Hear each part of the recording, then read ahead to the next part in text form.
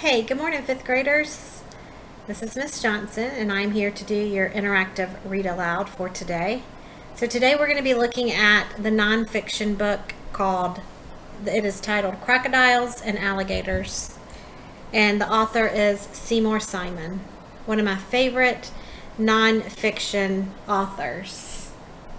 He's written a lot of informational books, and this one we're going to take a look at today. People have known about and feared crocodiles and alligators for centuries. Early peoples made up all kinds of stories about these giant reptiles with their long tails. Fables of fire-breathing dragons and giant serpents that ate humans were probably based upon crocodiles and alligators. Yet stranger than all these tall tales is the true story of crocodiles and alligators.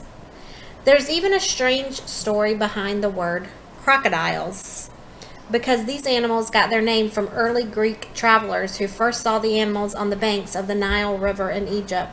The crocodiles reminded them of a small lizard known as Crocodiles that lived back in Greece. The name means pebble worm, because the lizard was long and thin and hid among the rocks.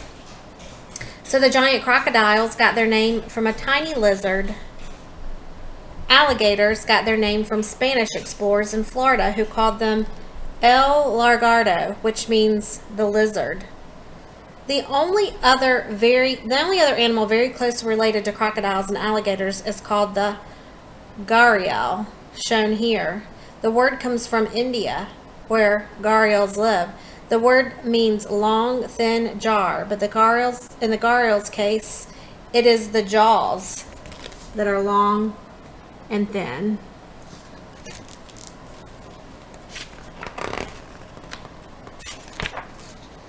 Despite an alligator's or a crocodile's fearsome looks, watching one in a zoo may seem as exciting as watching grass grow. Alligators and crocodiles lie nearly motionless for a long part of every day. You might think that they are dull and uninteresting, but nothing could be further than the truth. Alligators or crocodiles basking in the sun are all eyes and ears on the alert for prey. Lying quietly helps them to surprise prey animals as they launch an explosive attack. The giant reptiles are also soaking up warmth from the sun so they don't have to use their own energy.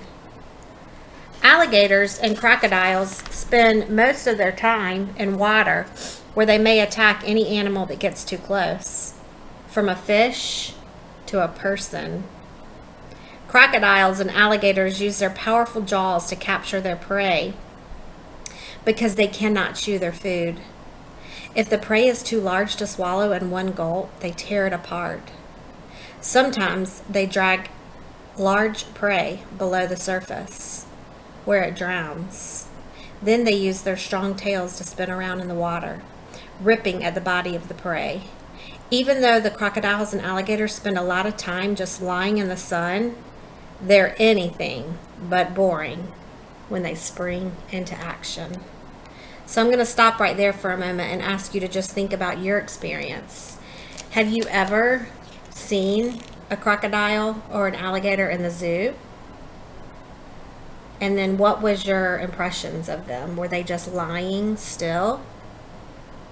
Or were they in motion, attacking their prey?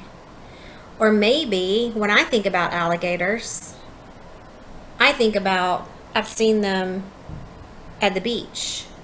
We've gone to Hilton Head before. I don't know how many of you have been to Hilton Head, but there's alligators that you can see around the island. So I want you to just think about what has been your experience, if any, with an alligator or a crocodile. And do you know the difference between the two of them? Because this book is written in the text structure to help us see how they are alike and how they are different.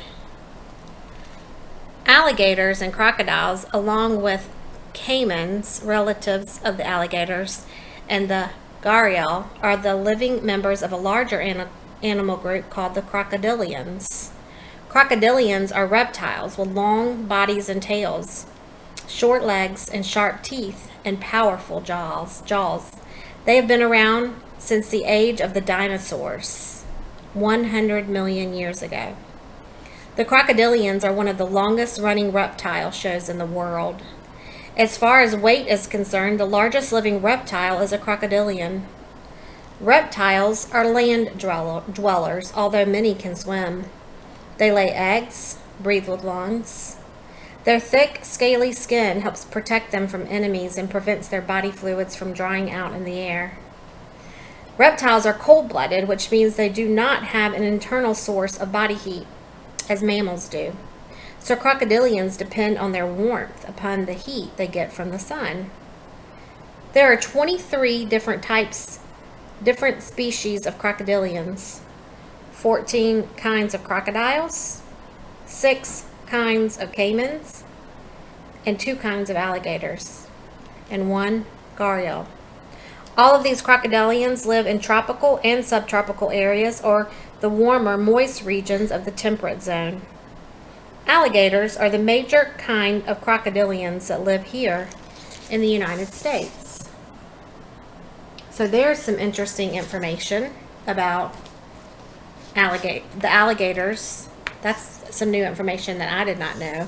So remember, boys and girls, when we're reading nonfiction texts, as readers, we should approach the text with the anticipation to learn something new. And so if you're interested in animals, like I am, then you can choose a lot of Seymour Simon's books. He writes about a lot of different informational topics, but he does write a lot about animals.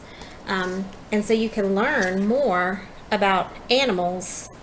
And I did not know that the alligator is the most common one that lives here in the United States. Crocodilians and dinosaurs are close relatives. Both belong to an animal group called archosaurs, which means ruling reptiles. There were many more dinosaur species than crocodilians, and the dinosaurs also lived in many different kinds of climates. The crocodilians just kept living in warm, wet places around the world and always looked about the same. Then, 65 million years ago, all the dinosaurs became extinct. With the dinosaurs gone, the crocodilians have become the biggest and smartest reptiles left in the world. No one knows why the dinosaurs disappeared, but some of the crocodilians thrived. Even large crocodilians were usually smaller than the biggest dinosaurs. But there were some exceptions. Some of the crocodilians that lived in the age of the dinosaurs were even longer than Tyrannosaurus rex, one of the largest meat-eating dinosaurs. Phobosuchus, which means terrible crocodile, may have been 50 feet long as a large trailer truck. The head of this terrible crocodile was 6 feet in length, and the mouth contained 4-inch teeth.